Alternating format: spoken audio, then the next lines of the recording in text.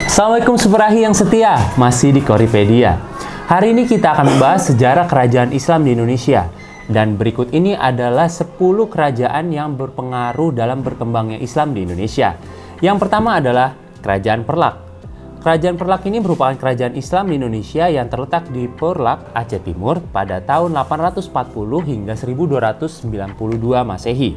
Merupakan wilayah yang dikenal memproduksi kayu perlak dan merupakan bahan baku pembuatan kapal. Perlak ramai dikunjungi pedagang Gujarat, Arab, dan Persia sehingga komunitas Islam di wilayah ini berkembang pesat. Raja pertama kerajaan Perlak bernama Alaiddin Syahid Maulana Aziz Shah dan raja terakhir adalah Muhammad Amir Shah yang mengawinkan putrinya dengan Malik Saleh.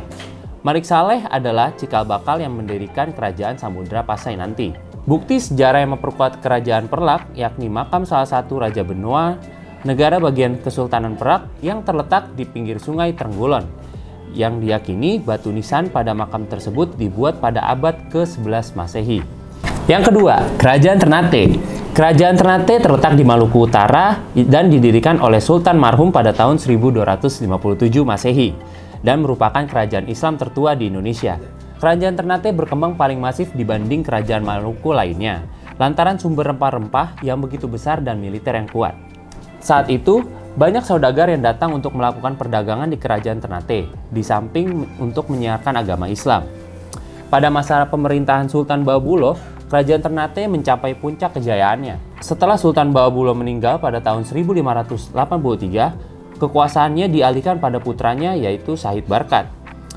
Sejarah peradaban Kerajaan Ternate yakni Masjid Sultan Ternate, Keraton Sultan Ternate, Makam Sultan Bahabullah, dan Benteng Toluko. Yang ketiga, Kerajaan Samudra Pasai. Merupakan salah satu kerajaan Islam tertua di Indonesia yang didirikan oleh Maurasilu atau kita lebih kenal dengan Sultan Malik As-Saleh pada tahun 1267. Kerajaan yang terletak di Aceh Utara Kabupaten Lok Sumawe ini merupakan gabungan dari Kerajaan Pasai dan Perlak yang ada sebelumnya.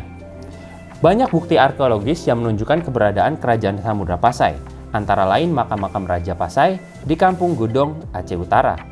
Pada masa kejayaannya, Samudra Pasai menjadi pusat perdagangan dengan komoditas utamanya lada.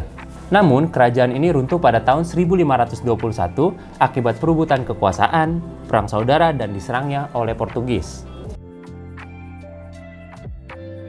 Yang keempat, Kerajaan Goa adalah kerajaan yang berkembang pesat di Sulawesi Selatan karena letaknya di tengah jalur pelayaran yang strategis.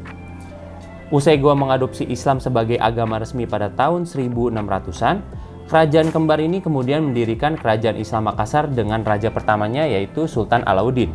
Kerajaan Islam Makassar ini gemar menjabarkan agama Islam. Masa puncak kejayaan kerajaan ini adalah saat pemerintahan Sultan Hasanuddin, yakni adalah cucu dari Sultan Alauddin. Beberapa peninggalan kerajaan Goa masih utuh hingga sampai saat ini dan menjelma menjadi tempat wisata yang dilindungi, seperti Masjid Tua Katangka, Istana Tamalate, Museum Bala Lompoa, Benteng Fort Rotterdam, dan Benteng Somba Opu. Yang kelima, Kesultanan Malaka. Kesultanan Malaka atau Melaka merupakan kerajaan Islam Melayu yang terletak di Tanah Malaka. Kerajaan ini pertama kali didirikan oleh para Meswara pada tahun 1405. Kesultanan Malaka terkenal sebagai penguasa jalur pelayaran dan perdagangan di Selat Malaka pada abad ke-15. Mulanya masyarakat Malaka belum memeluk Islam, namun seiring perkembangan Islam menjadi bagian dari kerajaan Malaka yang ditandai oleh gelar Sultan pada tahun 1455. Sultan Mahmud Syah adalah raja ke-8 sekaligus yang terakhir dari Kesultanan Malaka, dan pemerintahnya berakhir akibat serangan Portugis pada 1511. Mahmud Syah sempat memindahkan ibu kotanya ke Bintan, namun kembali diluluhlantakan oleh Portugis, dan peristiwa inilah yang menjadi awal mula invasi militer Eropa ke Nusantara. Yang keenam, ada Kerajaan Islam Cirebon. Kerajaan Cirebon atau Kesultanan Cirebon adalah kesultanan Islam yang cukup besar di Jawa Barat pada abad 15-16 Masehi. Lokasinya yang berada di pantai utara Pulau Jawa menjadikan jalur perdagangan dan pelayaran yang paling penting. Nah, dari sinilah Cirebon tumbuh menjadi pusat penyebaran agama Islam di Jawa Barat. Kesultanan Cirebon pertama kali didirikan pada tahun 1430 oleh Pangeran Walangsungsang yang dinobatkan sebagai Sultan Cirebon I. Kemudian, pada tahun 1479, Sultan Cirebon I menyerahkan jabatan dan kekuasaannya pada Sunan Gunung Jati atau dikenal dengan Sultan Cirebon II. Setelah Sunan Gunung Jati, berikutnya adalah Sultan Abdul Karim yang merupakan penguasa Kesultanan Cirebon terakhir sebelum terbagi menjadi dua, yaitu Kesultanan Kasepuhan dan Kesultanan Kanoman. Yang ketujuh adalah Kerajaan Demak, merupakan kerajaan Islam pertama dan terbesar di Pulau Jawa. Kerajaan yang berdiri pada tahun 1478 ini dipimpin oleh Raden Fatah. Kerajaan Demak merupakan pelopor penyebaran agama Islam di Nusantara lantaran dukungan oleh para wali songo. Kemunculan Kerajaan Demak terjadi pada masa kemunduran Kerajaan Majapahit. Dan kerajaan ini tercatat memiliki 5 raja tersohor yang pernah berkuasa seperti Raden Fatah, Patiunus, Sultan Trenggono, Sultan Prawata, dan Arya Penangsang. Pada masa kejayaannya, Kerajaan Demak ini tak tersaingi. Namun, kemunduran Kerajaan Demak dipicu oleh perang saudara antara Pangeran Surowiyoto dan Trenggono. Nah, kemudian pada tahun 1554, Kerajaan Demak runtuh akibat pemberontakan Jaka Tingkir yang berhasil mengalihkan pusat kekuasaannya ke daerah Pajang dan mendirikan Kerajaan Pajang. Yang kedelapan, Kerajaan Islam Banten. Kerajaan Banten pernah berjaya di tanah Pasundan, Banten pada tahun 1526 Masehi. Sultan pertama Kerajaan Banten adalah Sultan Maulana Hasanuddin yang merupakan anak dari Sunan Gunung Jati. Pemimpin yang paling terkenal di Kesultanan Banten adalah Sultan Agung Tirtayasa. Di bawah kekuasaannya, ia banyak memimpin perlawanan terhadap Belanda lantaran VOC menerapkan perjanjian monopoli perdagangan yang merugikan Kesultanan Banten. Islam menjadi pilar bagi Kesultanan Banten dan menempatkan ulama sebagai peranan penting dalam kehidupan masyarakat. Inilah yang membuat tarekat dan tasawuf berkembang di Banten. Tradisi lain yang dipengaruhi perkembangan Islam juga dapat terlihat pada seni bela diri Debus. Runtuhnya Kesultanan Banten salah satunya diakibatkan oleh perang saudara. Anak dari Sultan Ageng Tirtayasa, yakni Sultan Haji, berusaha memperebutkan kekuasaan dari tangan sang ayah. Yang kesembilan, Kerajaan Pajang. Berdiri sebagai kelanjutan Kerajaan Demak usai mengalami keruntuhan. Berpusat di Jawa Tengah, didirikan oleh Sultan Hadiwijaya atau dikenal sebagai Jaka Tingkir yang berasal dari lereng Gunung Merapi. Jaka Tingkir mendapat gelar Sultan Hadiwijaya dan sekaligus menjadi raja pertama di Kerajaan Pajang. Islam yang semula berpusat di pesisir utara Jawa atau Demak dipindahkan ke pedalaman membawa pengaruh yang besar dalam penyebarannya.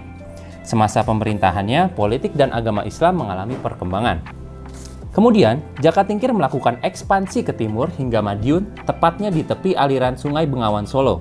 Pada tahun 1554, Jaka Tingkir mampu menduduki Blora dan Kediri pada tahun 1577. Bekas peninggalannya Kerajaan Pajang yang masih ada antara lain masjid dan pasar Laweyan.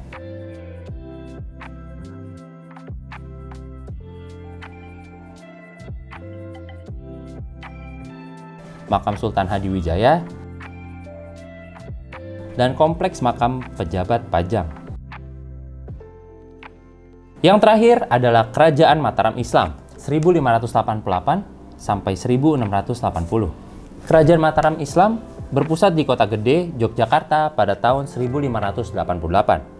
Kerajaan ini dipimpin oleh dinasti yang mengaku sebagai keturunan Majapahit, yakni keturunan Ki Ageng Sela dan Ki Ageng Pemanahan.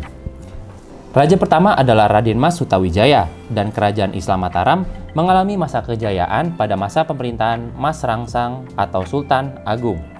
Ia berhasil melakukan ekspansi dan menguasai hampir seluruh wilayah di Tanah Jawa. Ia juga melakukan perlawanan kepada VOC dengan bersama Kesultanan Banten dan Cirebon.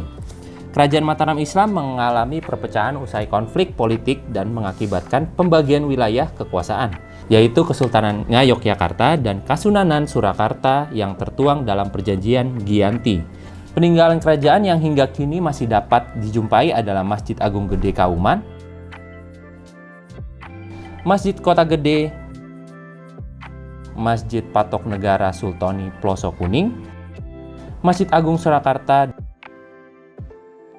dan Masjid Al-Fatih Kepatihan Solo. Batas administrasi wilayah dan batas aksara Jawa Hana Caraka. Itulah 10 kerajaan yang berpengaruh dalam berkembangnya Islam di Indonesia. Jadi, share info bermanfaat agar selalu sehat dalam taat. Wassalamualaikum warahmatullahi wabarakatuh.